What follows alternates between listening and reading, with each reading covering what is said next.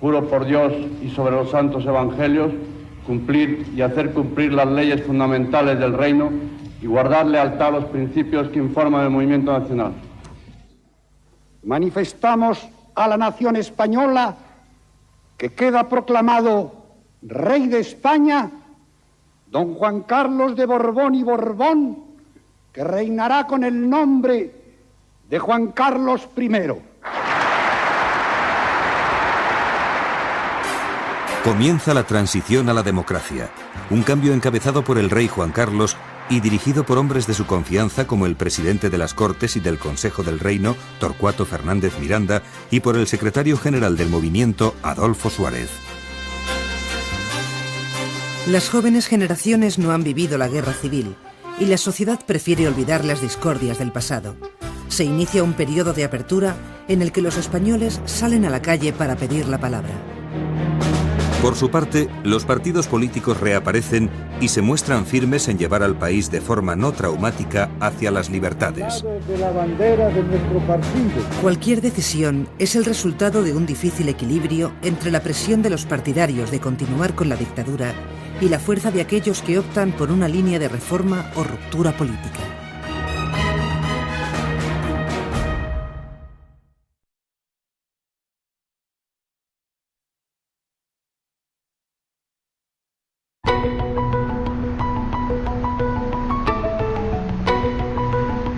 Hay que crecer, resurgir.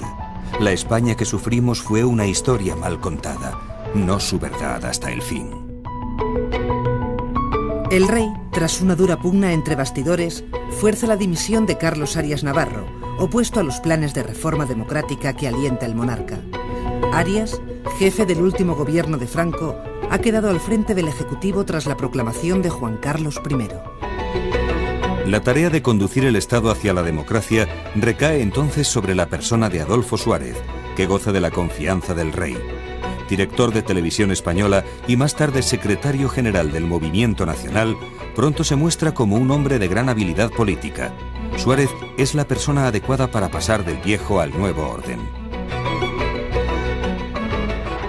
Juro desempeñar el cargo de presidente del gobierno con absoluta lealtad al rey y estricta fidelidad a los principios del movimiento nacional y leyes fundamentales del reino. La postura de Suárez favorece la reconciliación. Se muestra dialogante y capaz de rectificar opiniones propias. Suárez tenía unas características que facilitaban la estrategia que el rey quería desarrollar para la reforma política. Era una persona de su confianza, pero procedente del sistema, que por lo tanto levantaba menos suspicacias, probablemente en quienes tenían que apoyar el cambio. Probablemente con un primer ministro o un jefe de gobierno procedente de la oposición, la ley de reforma política no hubiera salido adelante. Ese mismo verano se gana la confianza de los ciudadanos al aprobar por decreto una amnistía para los presos políticos. Los profesores expulsados de la universidad por el franquismo retoman sus cátedras. El efecto psicológico en la población es enorme. Sin embargo, las protestas en la universidad prosiguen. La selectividad y la subida de las tasas no solucionan el problema de masificación en las aulas. Los estudiantes salen a la calle. Los cantautores del momento, muchos de ellos cercanos al Partido Comunista, actúan para los estudiantes. Ambos grupos se convierten en un referente antifranquista.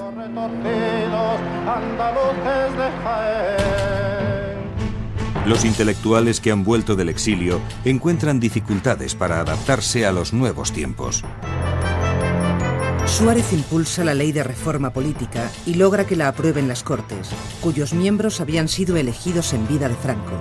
La ley supone un paso decisivo en la transición española. Votos afirmativos, 425. Votos negativos, 59. Abstenciones, 13. El proyecto de ley ha sido aprobado. Se levanta la sesión. El texto contempla la creación de dos cámaras, Congreso y Senado, para redactar una nueva Constitución. En diciembre se ratifica en referéndum la respuesta afirmativa a una transición sin ruptura. Se abre así un nuevo espacio de libertad política a la espera de la convocatoria de elecciones a Cortes Constituyentes. Son años de apertura informativa. Los nuevos aires democráticos introducen novedades en la prensa diaria. Nacen El País y Diario 16, publicaciones que se alzan como símbolos de la defensa de las libertades. La radio vive uno de sus mejores momentos. Se pasa de una radio centralizada a una radio plural. Su función informativa se revaloriza al comenzar programas de debate y tertulias. La radio y la prensa independientes se vuelcan en el seguimiento de la actualidad, que registra hechos violentos por parte de los extremismos de signo opuesto. Frente a ETA y Grapo, la ultraderecha protagoniza episodios como el asesinato de 5 personas en un despacho de abogados laboralistas próximos al PC en la madrileña calle de Atocha. Las más de 100.000 personas que asisten a su entierro dan fe del repudio a la violencia por parte de la sociedad española. Hay una dimensión que se ha olvidado y es la movilización popular.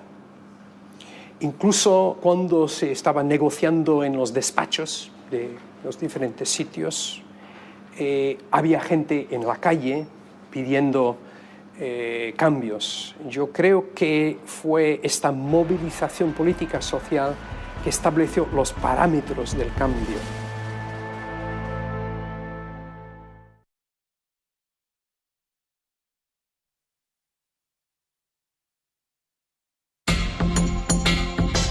Poco antes de convocar las elecciones, Suárez toma una de sus decisiones más arriesgadas. Hace unos momentos, fuentes autorizadas del Ministerio de la Gobernación han confirmado que el Partido Comunista de España ha quedado legalizado e inscrito en el registro de asociaciones políticas de dicho ministerio. Con ello, el proceso electoral queda legitimado. Esto fue una de las acciones más atrevidas de Suárez y brillantes también.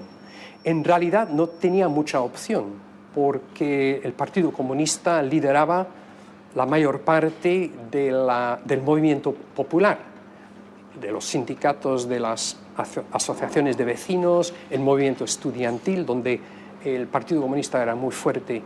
Si no podía negociar con esa fuerza, la transición con dificultad podría hacerse. Claro, lo que le ofrecía Santiago Carrillo era una oferta interesante también, la contención de estos movimientos populares para reforzar la posibilidad de la democratización. El horizonte democrático se perfila en el ambiente preelectoral. Bajo la euforia del cambio, nace un gran número de agrupaciones políticas. Alianza Popular se configura como el principal partido de derecha con Manuel Fraga a la cabeza. En el centro se sitúa la Unión de Centro Democrático, UCD, liderada por Adolfo Suárez. Como partidos de izquierda más importantes, el Partido Comunista de Santiago Carrillo y el Partido Socialista Obrero Español de Felipe González, con una clara voluntad de transformación social. El nacionalismo vasco y catalán se revelan como una realidad latente.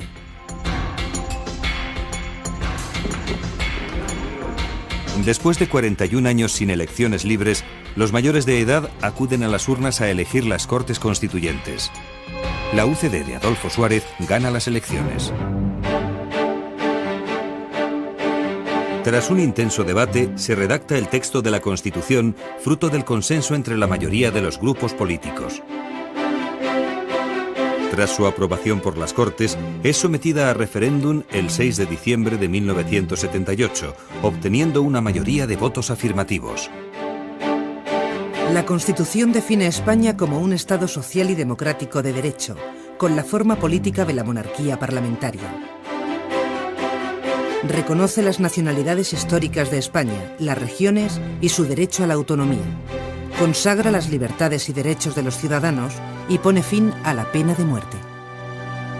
Fue sobre todo, yo diría, un triunfo de ambigüedad creativa, donde no se podía llegar a un acuerdo, se recurría a formulaciones que podían interpretarse de diferentes formas. O sea, un tipo de acuerdo entre todos de posponer una decisión sobre una cosa tan problemática que no se podía acordarse para otro momento. El telón de fondo de la transición a la democracia es la crisis económica mundial provocada por el aumento del precio del petróleo, que eleva la inflación hasta el 20%. El paro alcanza a 6 de cada 100 trabajadores. La crisis puede provocar un estallido social que acabe con el proceso de reforma. Pero este peligro queda mitigado con los pactos de la Moncloa. Gobierno, empresarios, partidos y sindicatos acuerdan un programa de estabilización económica. Una vez aprobada la Constitución, se disuelven las Cortes y hay nuevas elecciones. La UCD obtiene de nuevo la mayoría parlamentaria y vuelve a formar gobierno. Pero al cabo de unos pocos meses pierde gran parte de su dinamismo a causa de las disputas por el poder que enfrentan a sus dirigentes. He llegado al convencimiento de que hoy, y en las actuales circunstancias, mi marcha es más beneficiosa para España que mi permanencia en la presidencia. La dimisión del presidente, acorralado por las luchas internas de su partido, sorprende a los españoles mientras cenan delante del televisor. El hombre propuesto para sustituirle es Leopoldo Calvo Sotelo. Durante la votación de su investidura, el teniente coronel de la Guardia Civil, Antonio Tejero, al frente de un grupo de guardias civiles, asalta el Congreso de los Diputados. ¡Quieto todo el mundo! ¡Todo el mundo! ¡Quieto, cuidado!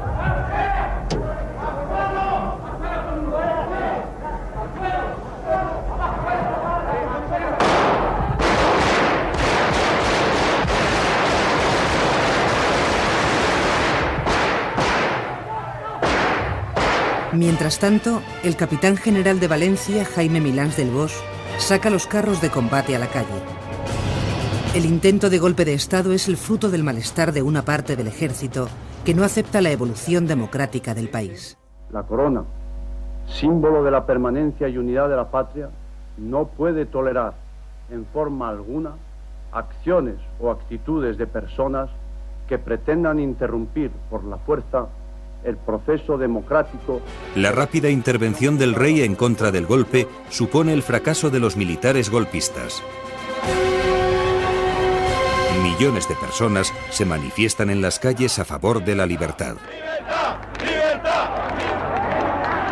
Nuestra decisión de vivir en democracia y nuestra voluntad de impedir que se reproduzcan hechos amenazadores para la libertad.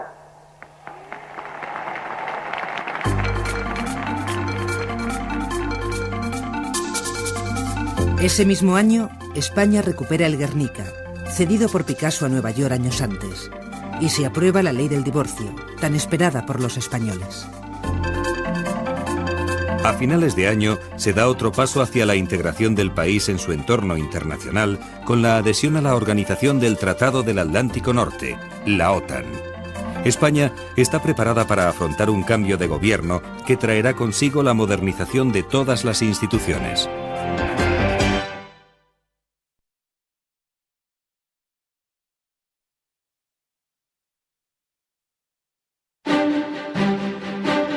La crisis interna de la UCD, incapaz de acometer la reforma de la administración pública, del ejército y de las fuerzas de seguridad, así como de modernizar la estructura económica del país, desemboca en elecciones generales anticipadas.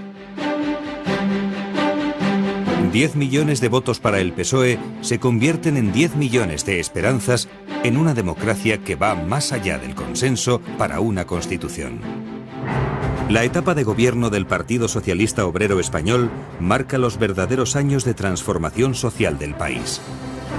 La clase dirigente del PSOE pertenece a una nueva izquierda nacida de las filas universitarias de oposición al franquismo. El carismático Felipe González lidera un partido formado en el progresismo de los años 60. Tras la renuncia al marxismo, el partido combina ideas socialdemócratas con la confianza en el mercado como camino de prosperidad. Tal es la predisposición de los socialistas para democratizar y transformar el país, que la realidad política de aquellos años queda como un periodo de progreso social. Un proyecto reformista que no contempla la nacionalización de empresas y que, por el contrario, prevé la privatización de empresas públicas.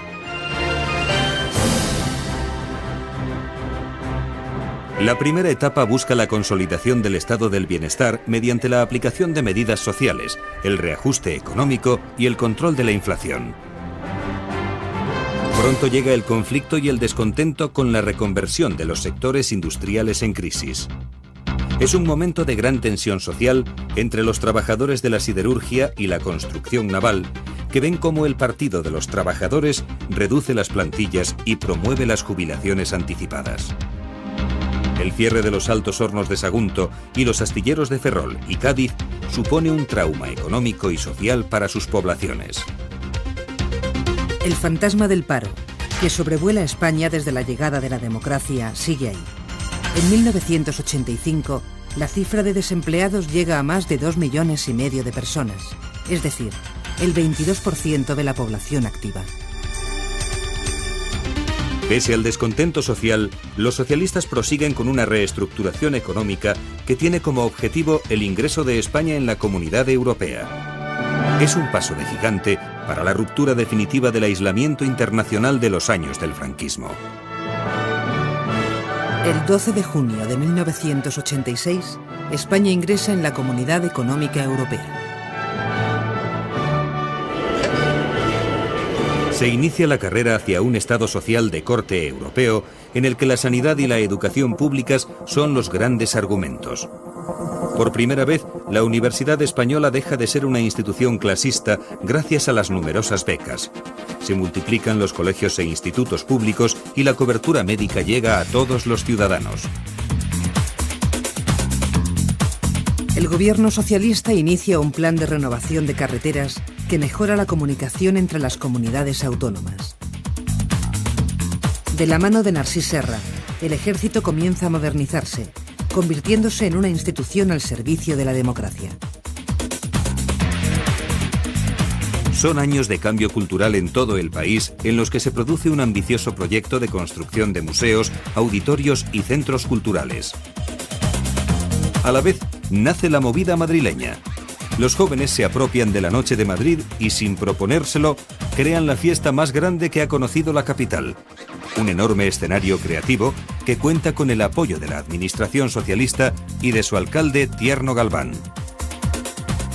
El programa político del PSOE en estos primeros años era evidente, por una parte, la consolidación de la democracia, esto sí.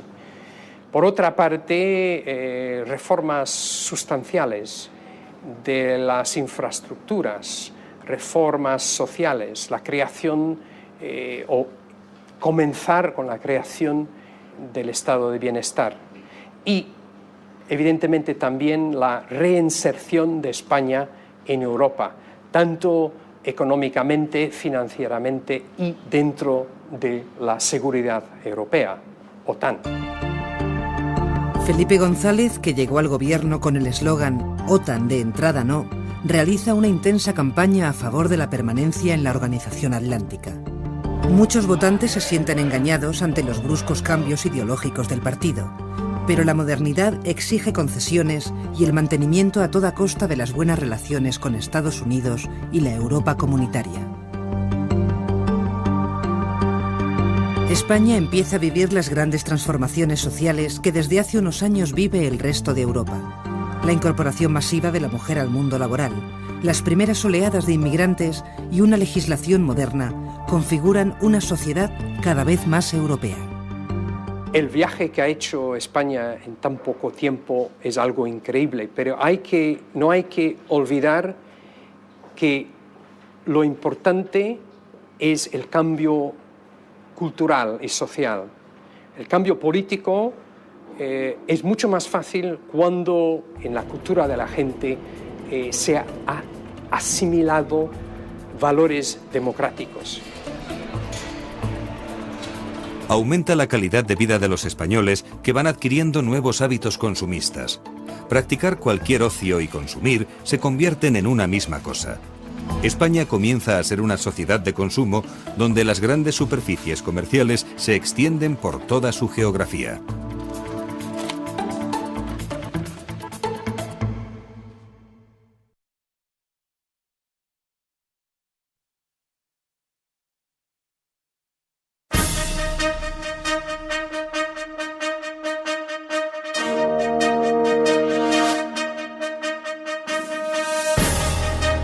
En 1992, España confirma su transformación a través de dos espectaculares celebraciones, los Juegos Olímpicos de Barcelona y la Exposición Universal de Sevilla. Un moderno tren de alta velocidad, el AVE, une las ciudades de Madrid y Sevilla. Pero antes de acabar el año, una profunda crisis económica se instala en el país. Las listas de desempleados superan la cifra de los 3 millones. La peseta se devalúa 3 veces y los casos de corrupción se multiplican. Los medios de comunicación empiezan a destapar escándalos que acabarán con el gobierno. Todo ello desata en el PSOE el enfrentamiento entre los renovadores, partidarios de una política económica liberal, y quienes se oponen a ella, los guerristas, seguidores de Alfonso Guerra, vicesecretario del partido.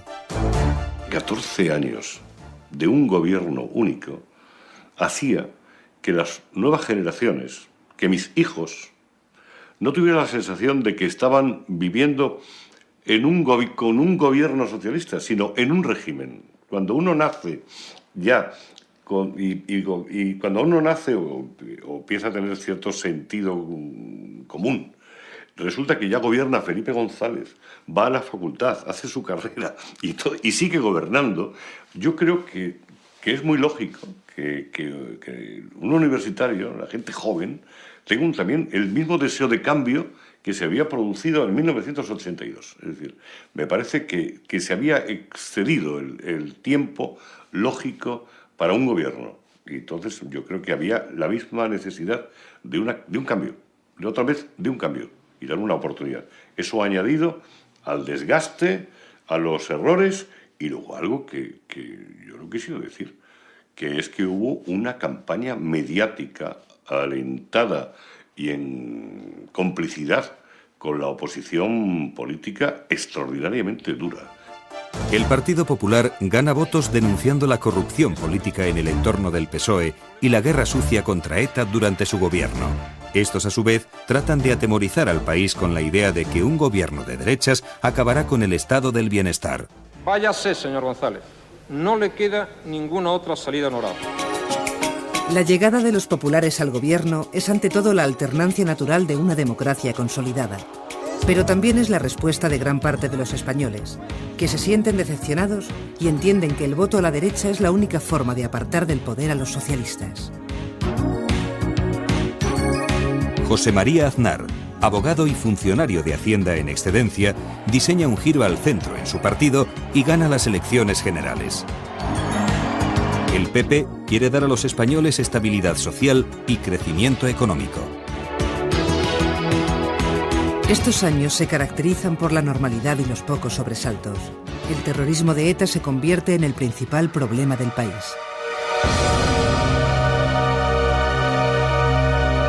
La presión policial sobre ETA va en aumento. La organización terrorista pasa a asesinar concejales y en julio de 1997 secuestra y amenaza con dar muerte en 48 horas a Miguel Ángel Blanco, un joven regidor de Ermua. El cumplimiento de la amenaza provoca una auténtica rebelión ciudadana contra ETA. Miles de ciudadanos vascos y del resto de España piden a ETA que cese de matar al grito de ¡basta ya! Es el llamado espíritu de Ermua. La envergadura de la movilización ciudadana obliga a ETA a cambiar de estrategia y en 1998 anuncia una tregua indefinida, que sin embargo romperá poco más de un año después. La inmigración experimenta un crecimiento espectacular desde mediados de la década de los 90. Muchos llegan sin papeles y se integran en la economía sumergida del país.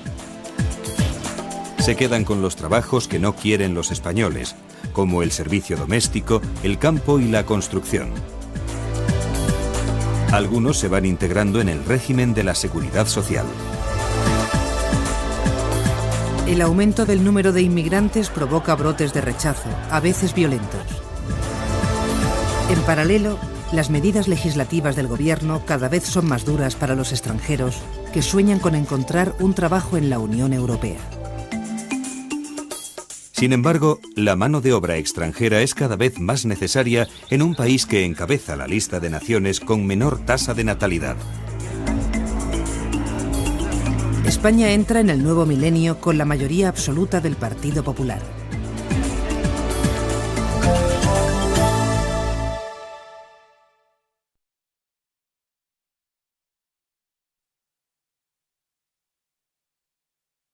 ¡Hemos ganado las elecciones! Con el lema de España va bien, Aznar presenta la buena marcha de la economía como el gran triunfo de su mandato. Los avances tecnológicos abren nuevas posibilidades de comunicación. Poco a poco Internet se populariza y el correo electrónico se extiende de forma masiva. Pero es el teléfono móvil la gran revolución de estos años. En muy poco tiempo el número de móviles supera al de teléfonos fijos. Todo esto es posible gracias a las comunicaciones espaciales a través de satélites en órbita. Hispasat es un sistema español de satélites. Su función es atender la gran demanda motivada por la expansión de la televisión digital y el desarrollo de los servicios multimedia. A través de ellos es posible la transmisión de todo tipo de señales: voz, datos, vídeo, televisión e Internet.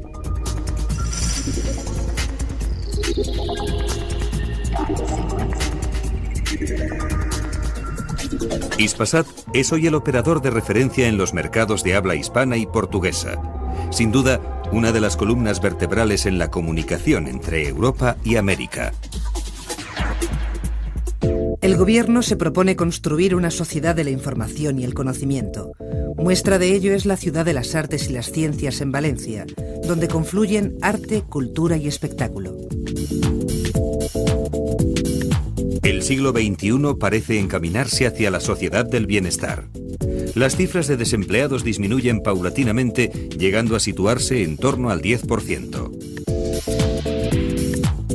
La otra cara de la evolución económica son los extraordinarios niveles de temporalidad y la precariedad en el empleo. Los españoles aprecian como nunca su tiempo de ocio y los empresarios buscan nuevas alternativas que ofrecer. Los parques temáticos se multiplican como fórmula de diversión y atraen a miles de turistas. La evolución de la sociedad en este tiempo es un testimonio directo del progreso del país. El gobierno de Aznar culmina la modernización del ejército al enfrentarse a su profesionalización. Las tropas españolas han estado presentes en misiones de paz y humanitarias en las guerras del Golfo, de los Balcanes y en Afganistán. Los años del nuevo milenio son los años de la globalización económica y también de la llamada antiglobalización, es decir, de la conciencia de que todos los países tienen y han de resolver los mismos problemas. La adopción del euro como moneda única común en Europa es un símbolo más de la progresiva desaparición de las fronteras entre países.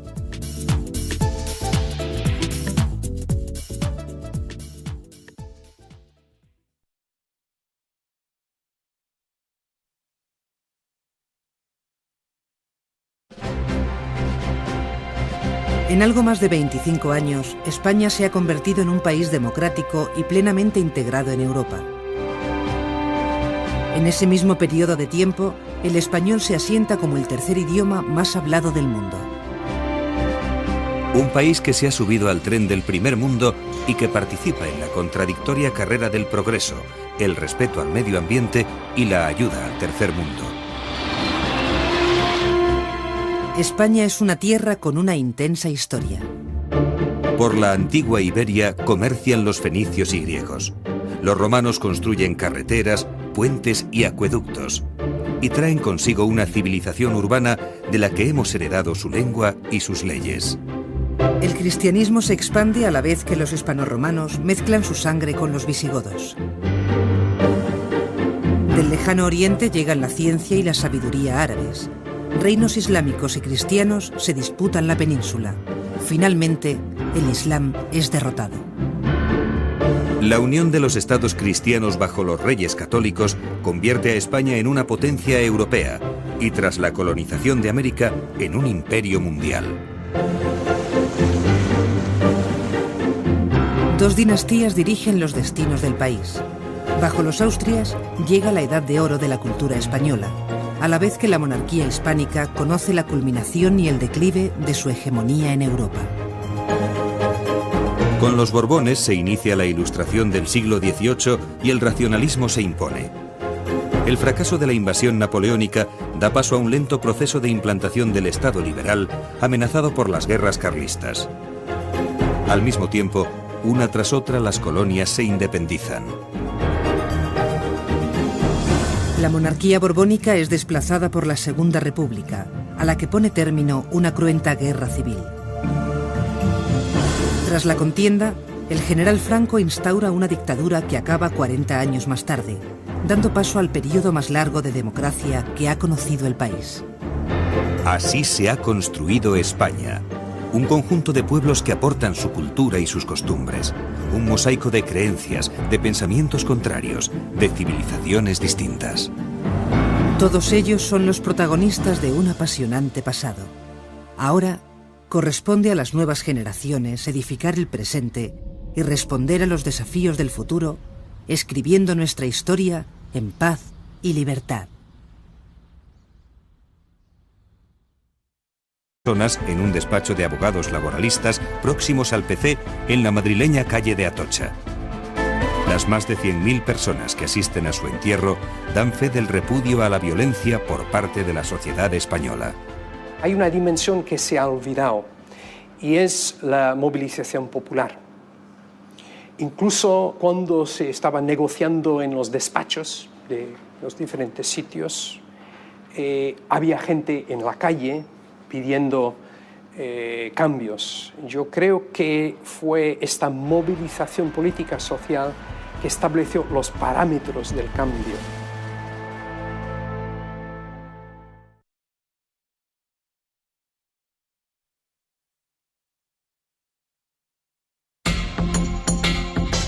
Poco antes de convocar las elecciones, Suárez toma una de sus decisiones más arriesgadas. Hace unos momentos, fuentes autorizadas del Ministerio de la Gobernación han confirmado que el Partido Comunista de España ha quedado legalizado e inscrito en el registro de asociaciones políticas de dicho ministerio. Con ello, el proceso electoral queda legitimado. Esto fue una de las acciones más atrevidas de Suárez y brillantes también. En realidad no tenía mucha opción porque el Partido Comunista lideraba la mayor parte del movimiento popular, de los sindicatos, de las asociaciones de vecinos, el movimiento estudiantil, donde el Partido Comunista era muy fuerte. Si no podía negociar con esa fuerza, la transición con dificultad podría hacerse. Claro, lo que le ofrecía a Santiago Carrillo era una oferta interesante también, la contención de estos movimientos populares para reforzar la posibilidad de la democratización. El horizonte democrático se perfila en el ambiente preelectoral. Bajo la euforia del cambio, nace un gran número de agrupaciones políticas. Alianza Popular se configura como el principal partido de derecha con Manuel Fraga a la cabeza. En el centro se sitúa la Unión de Centro Democrático, UCD, liderada por Adolfo Suárez. Como partidos de izquierda más importantes, el Partido Comunista de Santiago Carrillo y el Partido Socialista Obrero Español de Felipe González, con una clara voluntad de transformación social. El nacionalismo vasco y catalán se revelan como una realidad latente.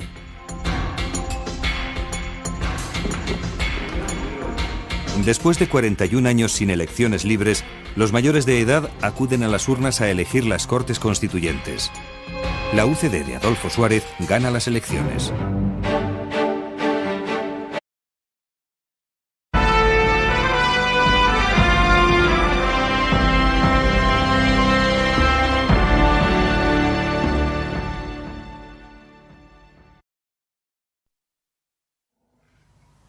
Juro por Dios y sobre los santos evangelios cumplir y hacer cumplir las leyes fundamentales del reino y guardar lealtad a los principios que informan el movimiento nacional.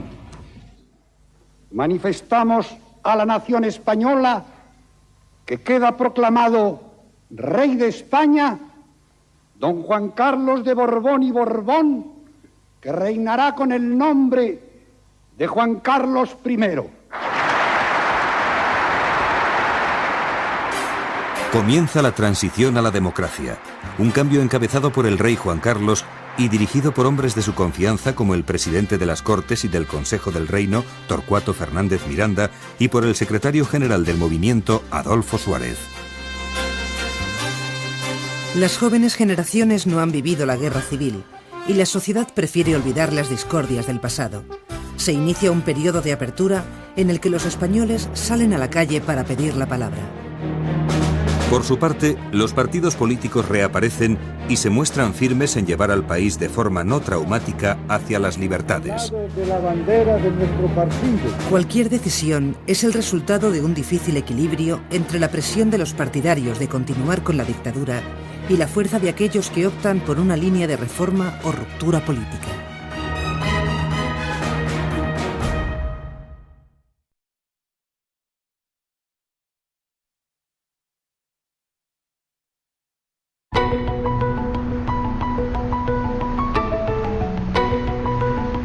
Hay que crecer, resurgir.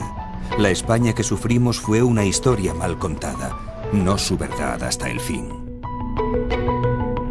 El rey, tras una dura pugna entre bastidores, fuerza la dimisión de Carlos Arias Navarro, opuesto a los planes de reforma democrática que alienta el monarca. Arias, jefe del último gobierno de Franco, ha quedado al frente del Ejecutivo tras la proclamación de Juan Carlos I. La tarea de conducir el Estado hacia la democracia recae entonces sobre la persona de Adolfo Suárez, que goza de la confianza del rey. Director de Televisión Española y más tarde secretario general del Movimiento Nacional, pronto se muestra como un hombre de gran habilidad política. Suárez es la persona adecuada para pasar del viejo al nuevo orden. Juro desempeñar el cargo de presidente del gobierno con absoluta lealtad al rey y estricta fidelidad a los principios del movimiento nacional y leyes fundamentales del reino. La postura de Suárez favorece la reconciliación. Se muestra dialogante y capaz de rectificar opiniones. Tras un intenso debate, se redacta el texto de la Constitución, fruto del consenso entre la mayoría de los grupos políticos. Tras su aprobación por las Cortes, es sometida a referéndum el 6 de diciembre de 1978, obteniendo una mayoría de votos afirmativos. La Constitución define a España como un Estado social y democrático de derecho, con la forma política de la monarquía parlamentaria. Reconoce las nacionalidades históricas de España, las regiones y su derecho a la autonomía. Consagra las libertades y derechos de los ciudadanos y pone fin a la pena de muerte. Fue sobre todo, yo diría, un triunfo de ambigüedad creativa. Donde no se podía llegar a un acuerdo, se recurría a formulaciones que podían interpretarse de diferentes formas. O sea, un tipo de acuerdo entre todos de posponer una decisión sobre una cosa tan problemática que no se podía acordarse para otro momento. El telón de fondo de la transición a la democracia es la crisis económica mundial provocada por el aumento del precio del petróleo, que eleva la inflación hasta el 20%. El paro alcanza a 6 de cada 100 trabajadores. La crisis puede provocar un estallido social que acabe con el proceso de reforma. Pero este peligro queda mitigado con los pactos de la Moncloa. Gobierno, empresarios, partidos y sindicatos acuerdan un programa de estabilización económica. Una vez aprobada la Constitución, se disuelven las Cortes y hay nuevas elecciones. La UCD obtiene de nuevo la mayoría parlamentaria y vuelve a formar gobierno, pero al cabo de unos pocos meses pierde gran parte de su dinamismo a causa de las disputas por el poder que enfrentan a sus dirigentes. He llegado al convencimiento de que hoy, y en las actuales circunstancias, mi marcha es más beneficiosa para España que mi permanencia en la presidencia. La dimisión del presidente, acorralado por las luchas internas de su partido, sorprende a los españoles mientras cenan delante del televisor. El hombre propuesto para sustituirle es Leopoldo Calvo Sotelo. Durante la votación de su investidura, el teniente coronel de la Guardia Civil, Antonio Tejero, al frente de un grupo de guardias civiles, asalta el Congreso de los Diputados. ¡Quieto todo el mundo! ¡Quieto, jurado!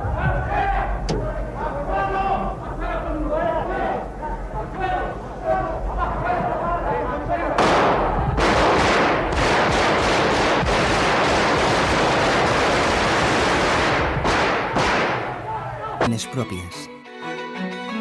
Suárez tenía unas características que facilitaban la estrategia que el rey quería desarrollar para la reforma política. Era una persona de su confianza, pero procedente del sistema, que por lo tanto levantaba menos suspicacias, probablemente en quienes tenían que apoyar el cambio. Probablemente con un primer ministro o un jefe de gobierno procedente de la oposición, la ley de reforma política no hubiera salido adelante. Ese mismo verano se gana la confianza de los ciudadanos al aprobar por decreto una amnistía para los presos políticos. Los profesores expulsados de la universidad por el franquismo retoman sus cátedras. El efecto psicológico en la población es enorme. Sin embargo, las protestas en la universidad prosiguen. La selectividad y la subida de las tasas no solucionan el problema de masificación en las aulas. Los estudiantes salen a la calle. Los cantautores del momento, muchos de ellos cercanos al Partido Comunista, actúan para los estudiantes. Ambos grupos se convierten en un referente antifranquista.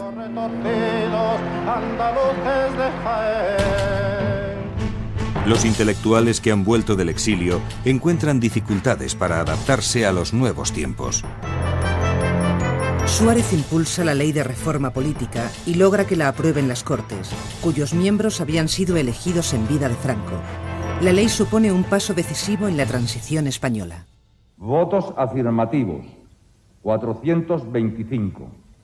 Votos negativos, 59. Abstenciones, 13. El proyecto de ley ha sido aprobado. Se levanta la sesión. El texto contempla la creación de dos cámaras, Congreso y Senado, para redactar una nueva Constitución. En diciembre se ratifica en referéndum la respuesta afirmativa a una transición sin ruptura. Se abre así un nuevo espacio de libertad política a la espera de la convocatoria de elecciones a Cortes Constituyentes. Son años de apertura informativa. Los nuevos aires democráticos introducen novedades en la prensa diaria. Nacen El País y Diario 16, publicaciones que se alzan como símbolos de la defensa de las libertades. La radio vive uno de sus mejores momentos. Se pasa de una radio centralizada a una radio plural. Su función informativa se revaloriza al comenzar programas de debate y tertulias. La radio y la prensa independientes se vuelcan en el seguimiento de la actualidad, que registra hechos violentos por parte de los extremismos de signo opuesto. Frente a ETA y Grapo, la ultraderecha protagoniza episodios como el asesinato de 5 personas. Mientras tanto, el capitán general de Valencia, Jaime Milans del Bosch, saca los carros de combate a la calle. El intento de golpe de Estado es el fruto del malestar de una parte del ejército que no acepta la evolución democrática del país. La corona, símbolo de la permanencia y unidad de la patria, no puede tolerar en forma alguna acciones o actitudes de personas que pretendan interrumpir por la fuerza el proceso democrático. La rápida intervención del rey en contra del golpe supone el fracaso de los militares golpistas. Millones de personas se manifiestan en las calles a favor de la libertad. ¡Libertad! ¡Libertad! Nuestra decisión de vivir en democracia y nuestra voluntad de impedir que se reproduzcan hechos amenazadores para la libertad.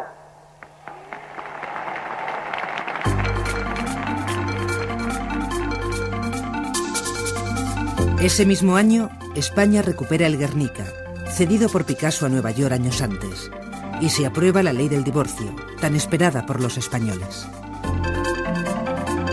A finales de año se da otro paso hacia la integración del país en su entorno internacional con la adhesión a la Organización del Tratado del Atlántico Norte, la OTAN.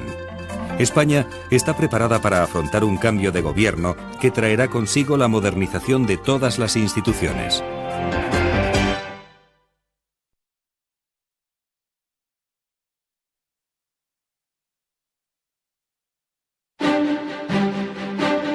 La crisis interna de la UCD, incapaz de acometer la reforma de la administración pública, del ejército y de las fuerzas de seguridad, así como de modernizar la estructura económica del país, desemboca en elecciones generales anticipadas. 10 millones de votos para el PSOE se convierten en 10 millones de esperanzas en una democracia que va más allá del consenso para una constitución. La etapa de gobierno del Partido Socialista Obrero Español marca los verdaderos años de transformación social del país. La clase dirigente del PSOE pertenece a una nueva izquierda nacida de las filas universitarias de oposición al franquismo. El carismático Felipe González lidera un partido formado en el progresismo de los años 60. Tras la renuncia al marxismo, el partido combina ideas socialdemócratas con la confianza en el mercado como camino de prosperidad. Tal es la predisposición de los socialistas para democratizar y transformar el país, que la realidad política de aquellos años queda como un periodo de progreso social. Un proyecto reformista que no contempla la nacionalización de empresas y que, por el contrario, prevé la privatización de empresas públicas.